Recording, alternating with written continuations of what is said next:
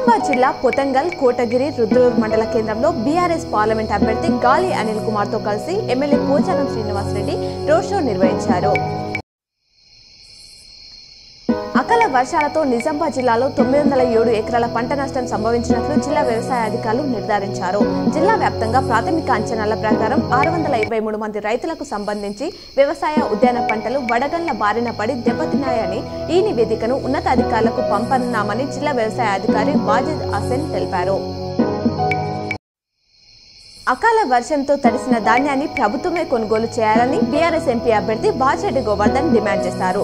నష్టపోయిన రైతులకు ఎకరానికి ₹25,000 పరిహారం ఇవ్వాలన్నారు. అలాగే రైతు బంధు చెల్లించకుంటే అన్నదాతలతో కలిసి ఆందోళన చేస్తామని హెచ్చరించారు. కాగా వ్యవసాయానికి విద్యుత్ అందక ఇబ్బందులు పడాల్సి వస్తుందని ఆరోపించారు. నిజామాబాద్ కాంగ్రెస్ భవన్ లో ఏర్పాటు చేసిన మీడియా సమావేశంలో ఎంపీ అభ్యర్థి జీవన్ రెడ్డి మాట్లాడుతూ సోమవారం నామినేషన్ కార్యక్రమం సందర్భంగా సీఎం రేవంత్ రెడ్డి రానున్నారన్నారు. అనంతరం పాత కలెక్టరేట్ లో జరిగే సభలో సీఎం రేవంత్ పాల్గొననున్నారన్నారు. మాజీ ముఖ్యమంత్రి కేసీఆర్ వచ్చే నెల 6-7 తేదీల్లో నిజామాబాద్ కామారెడ్డిలో పర్యటించనున్నారు. నిజామాబాద్ నగరంలోని శివాజీనగర్ ఐటీఐలో మార్నింగ్ వాకర్స్ తో బీఆర్ఎస్ ఎంపీ అభ్యర్థి బాజిరెడ్డి గోవర్ధన్, అర్బన్ మాజీ ఎమ్మెల్యే గణేష్ గుప్తా సమావేశం అయ్యారు. రానున్న ఎంపీ ఎన్నికల్లో బీఆర్ఎస్ ను గెలిపించాలన్నారు.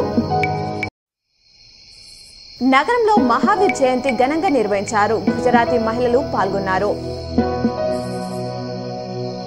నగరంలోని సుభాష్ నగర్ రామాలయంలో వార్షిక బ్రహ్మోత్సవాలు వైభవంగా కొనసాగుతున్నాయి. చుట్టుపక్కల ప్రాంతాల వారు హాజరై పూజలు చేస్తున్నారు.